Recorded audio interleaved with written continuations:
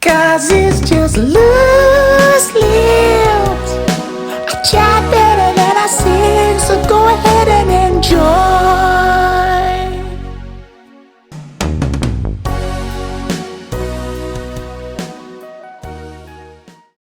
Yeah, there's a lot of regulars. I mean, I think for me, one thing that's kind of been lacking, and I feel very lucky as a kind of, I mean, I'm 48 now, so I started going clubbing in like 1990, um, and I remember that I, I think maybe over the last 10 or 15 years, I think there's been a couple of things which have sort of sucked a bit of the community out of clubs. I think having loads and loads of big names, then it almost belittles the importance of the audience. I think. I mean, audience is even is, like a crowd or just a crew of people who come to an event. So I think when events don't grow out a small grassroots thing that are basically mates putting on a club night, and then they get a bit bigger and they kind of grow naturally, and their crowd grows with them, and they welcome newcomers, but they're also like, this is how we do things here. Welcome. We're pleased you can join us, and the newcomers bring energy, and the old timers bring a sense of tradition and kind of it's odd, you know what I mean? I think regulars in a club night are really as important the venue. They have their spot. They obviously know all the other regulars, so that's a kind of like a little community starting in itself.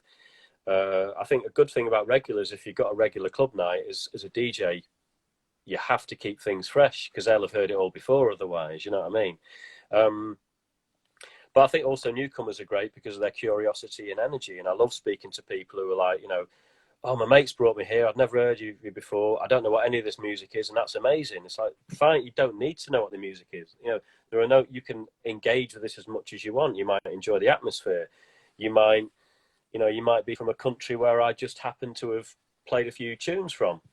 It's like, oh, right, wow, I'm from Venezuela. You played some Venezuelan salsa that my dad was into when I was young. It's like, I had, you know what I mean? So it's mad all the little connections that happen, just as random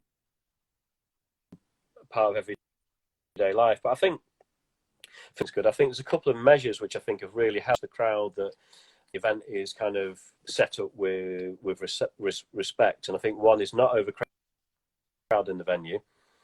I think that is something which a lot of promoters have been really guilty.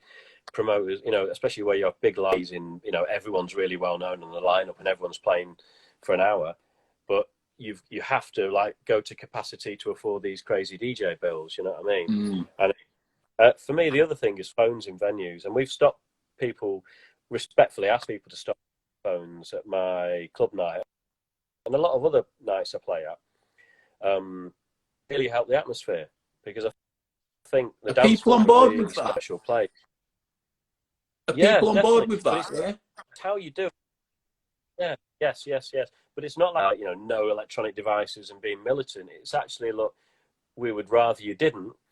And it's like, look, it's fine to use your phone if you're in the bar. It's fine to use your phone if you're on the balcony. But for us, like, we're in Band on the Wall. There's a balcony. There's another room next door, and then you have the dance floor, and the dance floor is not that big. So if you're like, or like you're on your, someone sent you a message and you stop dancing, that's actually quite badly affecting the energy in the room. To the vibe, yeah. Well, it's a bit, I don't know, using your phone on the dance floor is like using your phone when you're at the dinner table, you know what I mean? It's kind of like you're in something communal with other people. And I think you are very much part of that energy. And for me, the dance floors, there's a few things I watch for. It's when a dance floor is full, that people are looking at each other rather than at me. I mean, obviously the energy is kind of, some of it's coming from me, but it's like, look, there's a bull bloke playing some records. There's not that much to look at, you know what I mean? So people might occasionally look my way, oh, hey, tune or whatever. But most of the time, it's like you've got groups of friends, people are meeting each other. You've got this like-minded melting pot of people from, different backgrounds and all different ages coming together in some kind of common cause, which is to have a good time to lots of different music. So there's a bit of an unspoken thing there. Like, we're all cool. We're all into different stuff.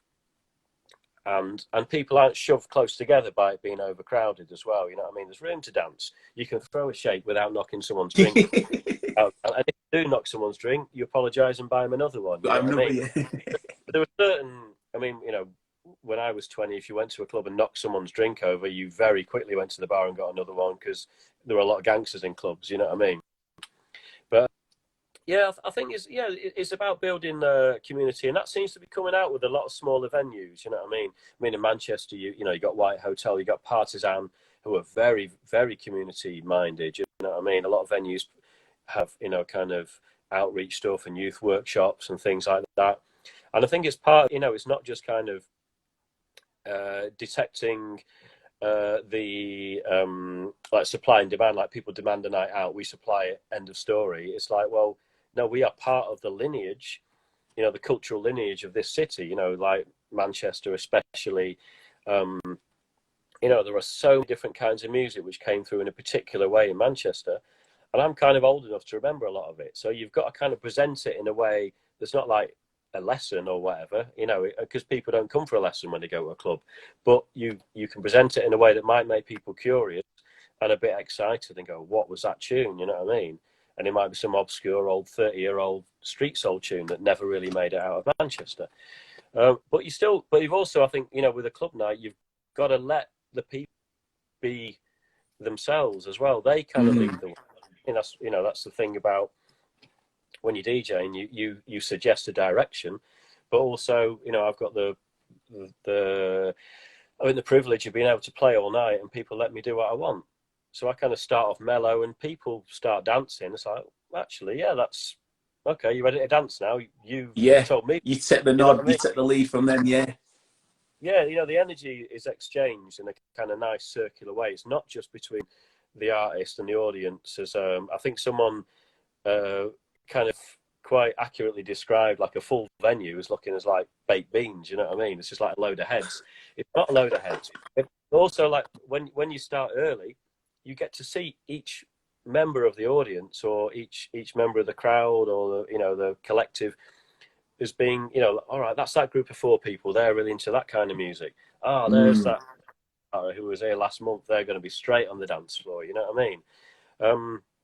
And it's great seeing familiar places shout out when, you know, familiar faces shout out when they like a tune, and they're always in there. Yeah, I know you're up. That's your spot on the balcony. You know what I mean? I know if I look up, you'll be there. You know what I mean? So it's good because the regulars are kind of almost doing the work of a host at the party because they're comfortable with them themselves. They've known me for years. You know, I chat to them regularly, but they're also like, people can tell that they're comfortable there. You know what I mean? And they're interested in chatting to people, not, you know, why are you here and that kind of thing. And I've enjoyed, you know, I think all I do at my events is pass on the positive attributes of what I've enjoyed and experienced at other people's events, you know. And, you know, I used to go to a lot of Northern Soul nights, and if you go to a Northern Soul night for the first time, everybody in the venue knows that you're not a regular. So they're all coming up to you and going, hey, mate, why are you here? Not in a weird, like, how did you hear about this? It's just like a Northern Soul night is almost like a family gathering, you know what I mean?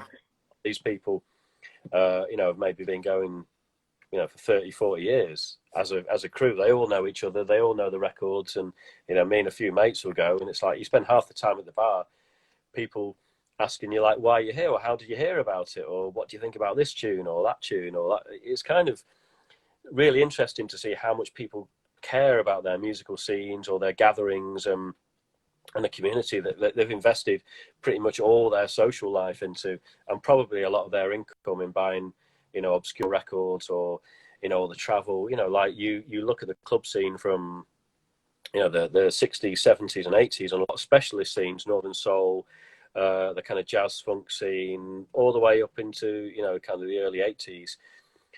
People, you know, electro and jazz dance and all that kind of thing. People were traveling 300-400 miles, you know, for a club night and then driving back afterwards. You know what I mean?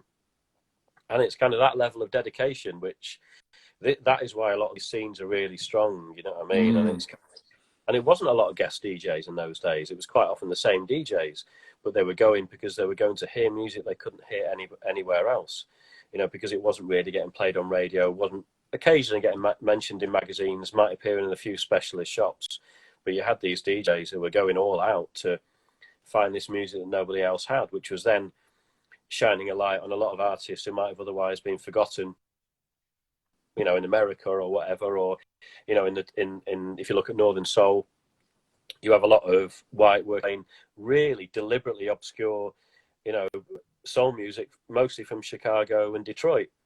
You know, and a lot of these artists were working full time. You know, may have had 2 releases and went back to being a poster worker. Or, you know, 5 years later, they're getting calls to play at Wigan Casino or whatever, and half the time the audience can remember more of the words to their own tune, because they're like, my career didn't work out, back to work, and suddenly they're getting flown over to play in front of 1,000 people, singing all the words to possibly their only single. You know what I mean? It's kind of, and obviously that was happening in, you know, a lot of the jazz dance. You had a lot of, you know, American fusion artists who might have had one up-tempo tune on an album from the 70s or the early 80s, and, you know, people dancing to it in the UK. It wasn't intended as a dance floor track.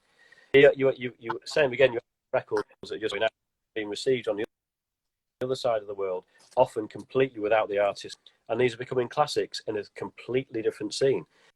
But there are whole communities being, you know, kind of coalescing around these obscure records, you know. So and you know, a lot of these artists are just getting on with their normal life, or might be, you know, kind of quite recognized on the sort of polite jazz fusion scene in, you know, in the US, absolutely having no idea that there's loads of amazing dancers at all-day events on a Sunday in Nottingham, 2,000 people getting down to that are massive anthems. You know what I mean? So it's kind of yeah, it's amazing the journeys all these tunes take, but then the communities that spring up around these obscure tunes, that then once you collect a few of them together, it gets a name, it becomes a genre. 'Cause it's just loose lips. I tried